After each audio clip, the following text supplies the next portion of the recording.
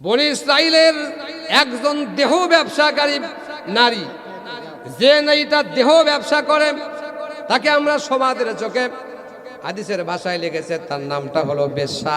কি নাম? খারাপ ভাষায় লিখেছেন বেশ্যা মহিলা, দেহ রক্ষাকারী, দেহ ব্যবসাকারী মহিলা। ও মা বোনেরা, ভালো করে শুনুন, তোমাদের বাড়িতে যদি সকালবেলা কোনো অতিথি মানুষ যায় ভিক্ষার জন্য হাঁক ছাড়ে, নির্দ্বিধায় নিশ্চিন্তায় বলে এখনো গোয়াল থেকে গরুর গোবর সাফ করা হয় নাই, সোলপল এখনো মুখ ধয় নাই, এখন তোমাদের সওয়ালকারীকে ভিক্ষা দেওয়া যাবে না, এমন ধিক্কার দিয়ে আমার মা বোনেরা তাদের তাড়ায় দেয়। কথা বলেন ঠিক না ঠিক?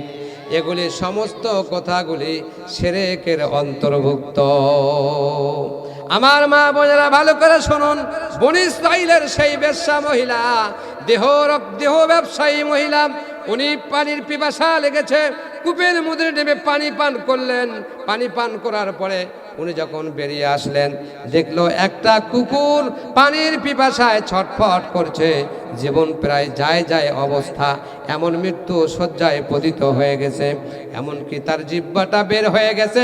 ওই খারাপ মহিলাটা, দেহ ব্যবসায়ী মহিলাটা কূপের ভেতর থেকে তার চামড়ার মোজা দিয়ে পানি বের করে নিয়ে এসে কুকুরটাকে পান করাইয়া দিলেন।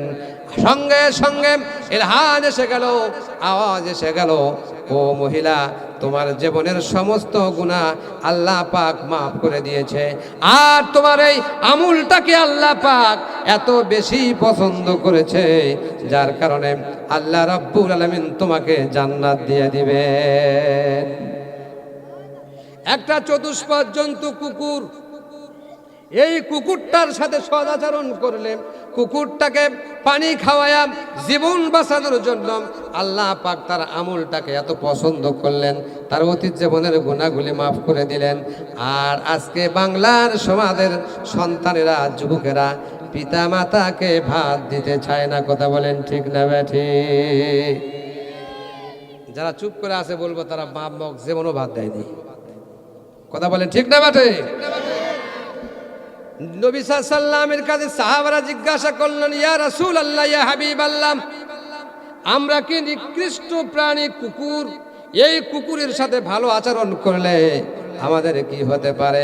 আল্লাহ পাক বললেন, শুধু কুকুর নয়, আল্লাহর সৃষ্টিকুলের যে কেউ হোক না কেন, তার সাথে যদি ভালো আচরণ করা হয়, ক্ষুধার্তকে যদি খানা দেওয়া হয়, পিপাসার্ত মানুষদেরকে যদি পানি দেওয়া হয়, বস্ত্রহীন মানুষকে যদি কাপড় দেওয়া হয়, আল্লাহ পাক বলেন কাল কিয়ামতের ময়দানে আমি আল্লাহ ইচ্ছা করলে তোমার এই ভালো কাজটাকে পছন্দ করে তোমার জীবনের গুনাহ মাফ করে দিয়ে আমি আল্লাহ তোমাকে জান্নাতে পৌঁছায়া দেব। জোরে বলুন সুবহানাল্লাহ। আর একটু জোরে বলুন সুবহানাল্লাহ।